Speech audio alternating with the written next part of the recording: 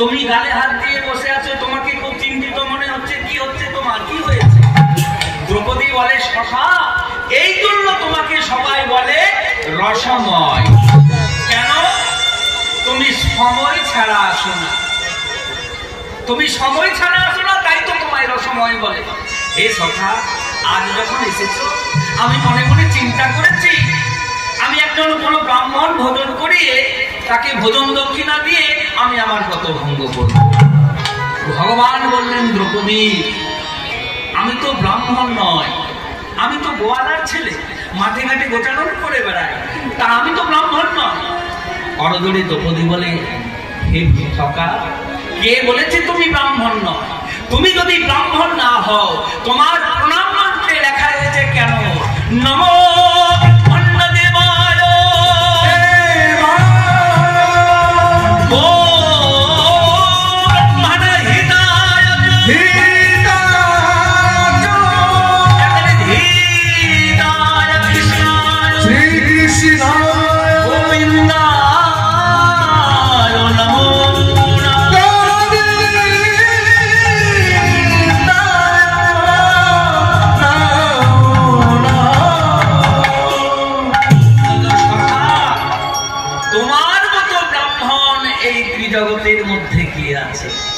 তুমি যখন এসেই পড়েছো, আজ আমি তোমাকে সেবা করাবো। দ্রৌপদী ভগবানকে দেখে আত্মহারা হয়ে গেল। মনে মনে চিন্তা করছে, স্বয়ং ভগবান আজ আমাদের বাড়িতে এসেছে, কি দিয়ে তার সেবা করি। মনে মনে চিন্তা করছে, ভগবানের চরণ দুটি প্রথমে আমি ধুইয়ে দিই। দেখুন, কোনো অতিথি বাড়িতে এলে অতিথি তাকে বলা হয় যার আগমনের কোনো তিথি নাই। কিন্তু এখন আমাদের মোবাইলের যুগ, মেয়ের বিয়ে হয়ে যাচ্ছে, ভিডিও কল সরাসরি দেখতে পাচ্ছি। আগেকার দিনে যখন মামা আসতো, নদী পার হয়ে মামা আসতো, মনে মনে চিন্তা করতাম আজ আমার মামা আসবে। মামা যেই না নদী পার হয়ে এলো, মা পা ভর্তি ধুলো নিয়ে এসেছে ঘরে, প্রথমেই কাজ হলো মামার চরণ দুটিকে ধুয়ে দেওয়া। কোনো অতিথি বাড়িতে এলে তার চরণ দুটি ধুয়ে দিতে হবে। গোবিন্দ যখনই এসেছে, দ্রৌপদী মনে মনে চিন্তা করছে, হে সখা, কে দিলে চরণ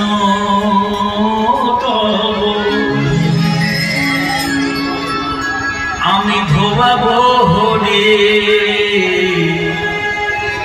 জগালি রেখেছে দুটি নয়নের বাণী, চরণ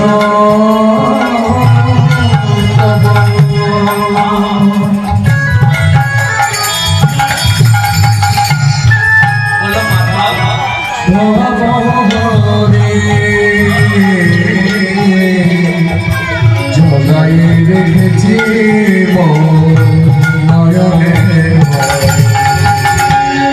মনে মনে চিন্তা করলেন যে গঙ্গা জল দিয়ে যদি কৃষ্ণের চরণ দুটি ধুয়ে দিই।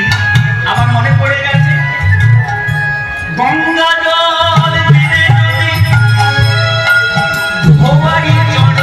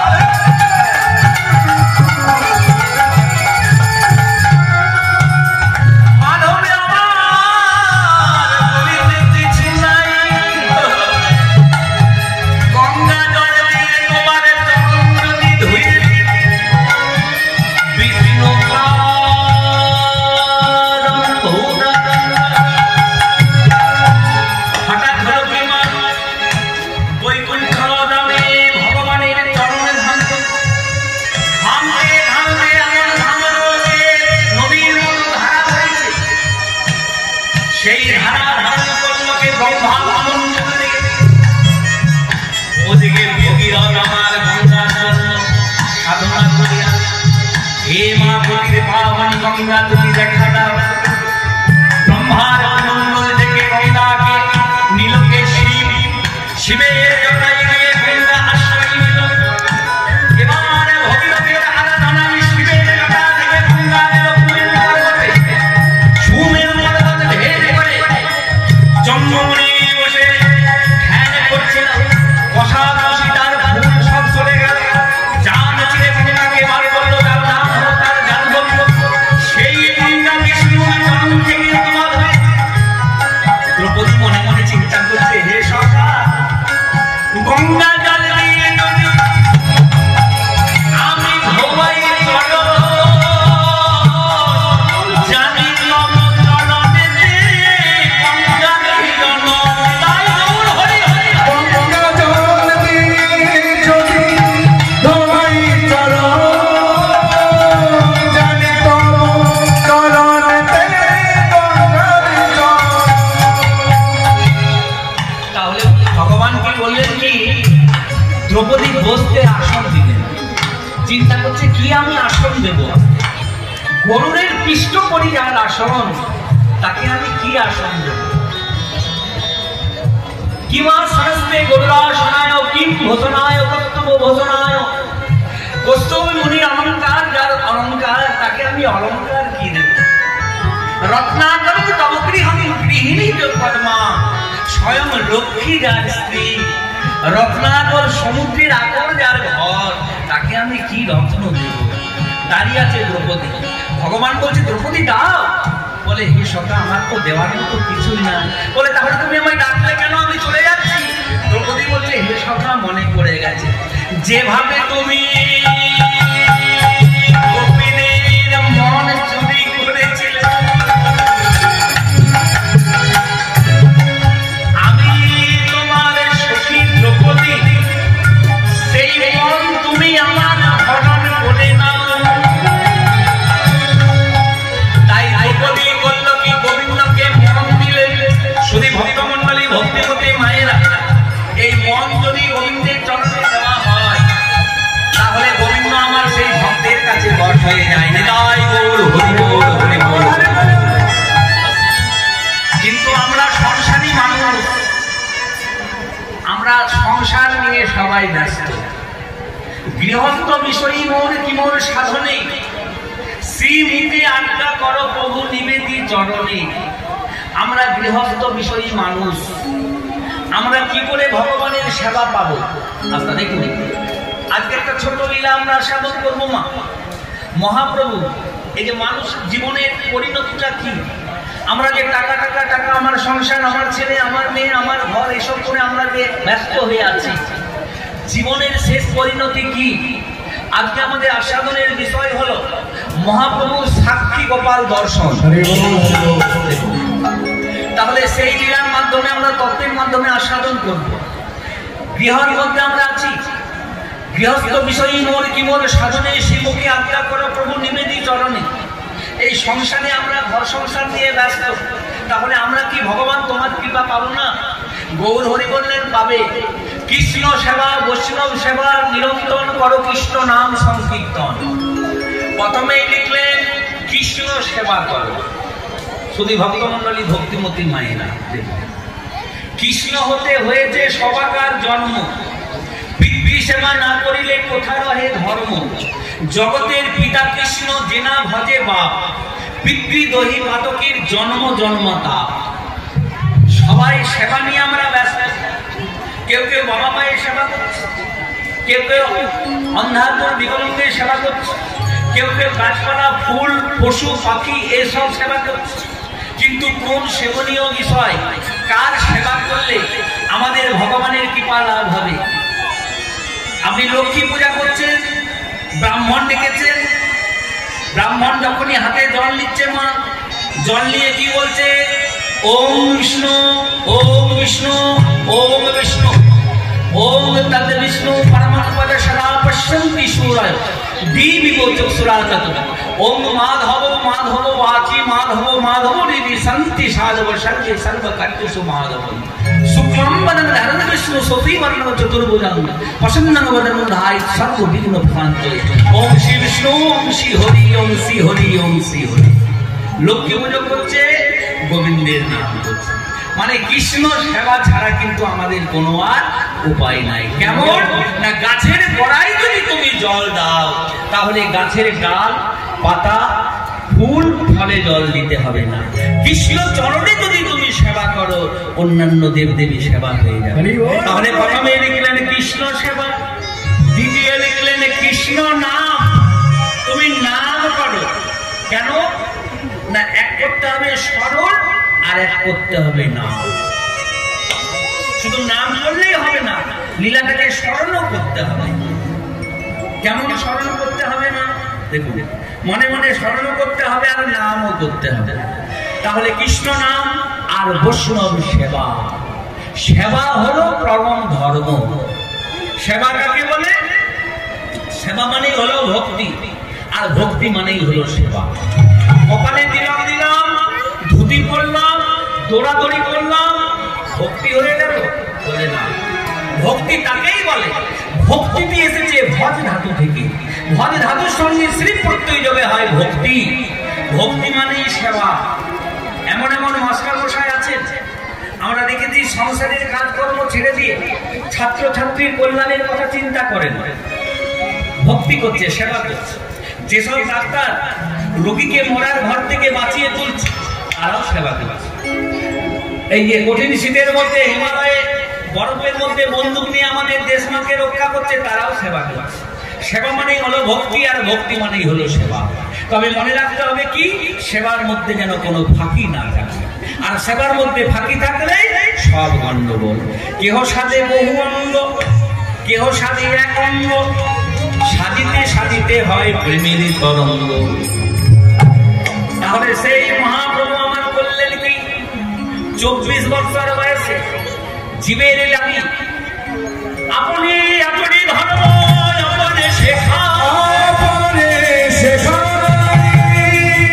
হরি হরি হরি বলে গৌর আমার ধুলাতে ওটা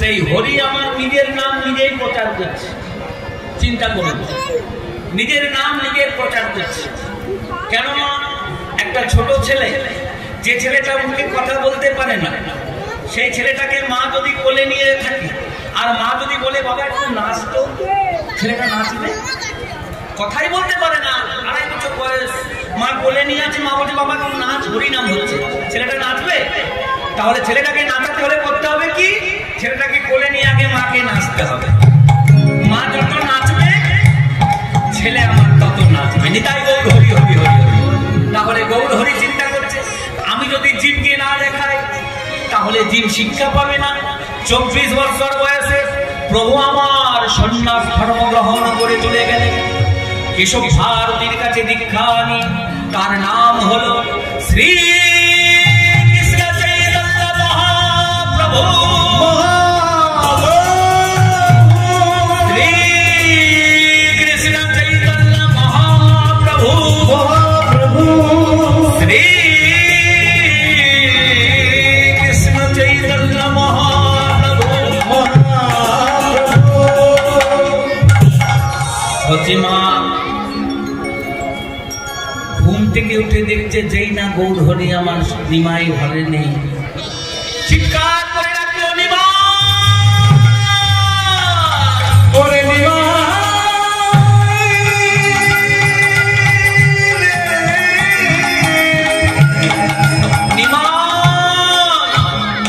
তুই আমার কাছ থেকে বিদায় নিয়ে চলে গেলি বাবা আর আমিও মা হয়ে তোকে ঘুরে ঘুরে বিদায় দিয়ে ফেললাম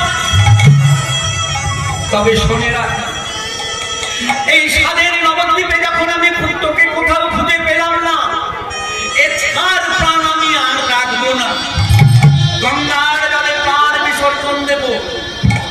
সুরধনী গঙ্গার জলে যেই না সতীমা প্রাণ বিসর্জন দিতে যাবে, এমন সময় নিত্যানন্দ পিছন থেকে জড়িয়ে ধরেছে, বলছে মা এ তুমি কি করছো? তুমি যদি মাতৃহত্যা করো, তুমি যদি আত্মহত্যা করো, তোমার নিমাই মাতৃহত্যা পাবে লিপ্ত হবে।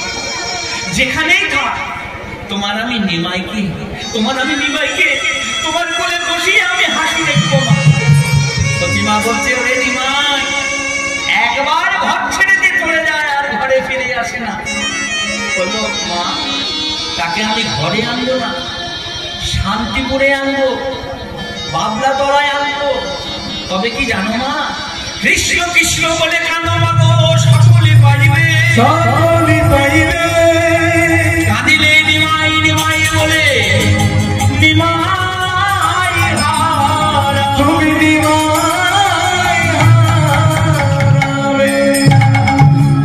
শান্তিপুরের অদ্বৈতাচার্যের গৃহে নিমাই সন্ন্যাস হয়ে ফিরে এসেছে মা।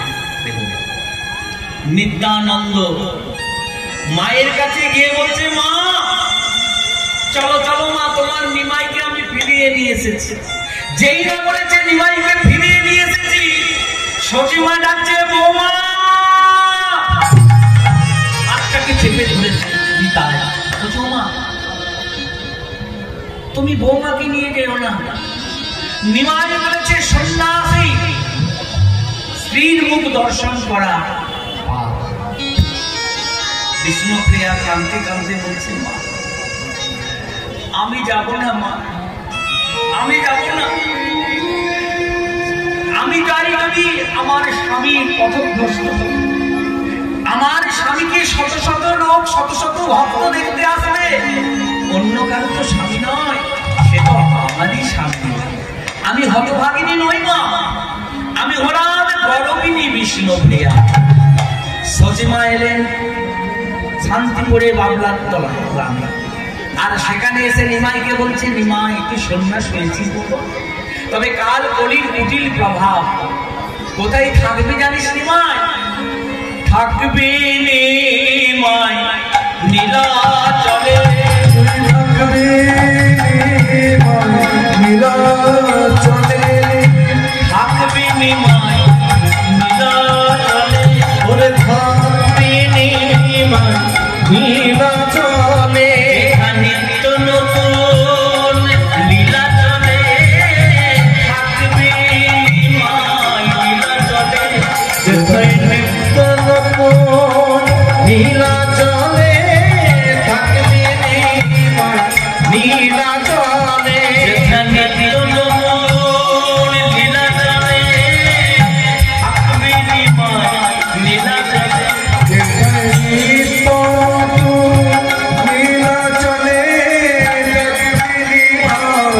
নীলাচলে। বললো নিমাই রে সন্ন্যাস যখন হয়ে গেছে রে বাবা, নিরাচল আর নবদ্বীপে হলো ধুই ভাই, তুমি বাছা নীলাচলে করো হয়ারে ভাই। তাই বললো বাবা পুরী ধামে তুই থাকলে, বাংলার মানুষ যখন পুরী ধাম যাবে আমি তখন তোর খবর পাবো। নিমাই আমার বললো কি, মাকে প্রণাম করে ভক্ত সঙ্গে করে নিত্যানন্দ প্রভু, জগদানন্দ প্রভু, ব্রহ্মানন্দ প্রভু, শত শত ভক্তগণ চলে যাচ্ছে নীলাচল ধামে। বলো নীলাচল ধাম কি, পুরী ধাম কি। নিত্যানন্দ সঙ্গে করে চলিলেন নিত্যানন্দ সঙ্গে করে চলিলেন গৌর, আমার নিত্যানন্দ সঙ্গে করে চলিলেন আর নিত্যানন্দ সঙ্গ করি চলিলেন গৌর ঘরে। সদাই মুখে হরি নাম গায়, ও সদাই মুখে কৃষ্ণ নাম, সদাই মুখে কৃষ্ণ নাম, ও সদাই মুখে কৃষ্ণ নামে গায়। শত শত ভক্ত শোনে প্রভু নানা রঙে, শত শত ভক্ত শোনে প্রভু নানা রঙে, শত শত ভক্ত শোনে প্রভু নানা রঙে, শত শত ভক্ত শোনে চলিলেন নানা রঙে। সদাই মুখে কৃষ্ণ নাম গায়।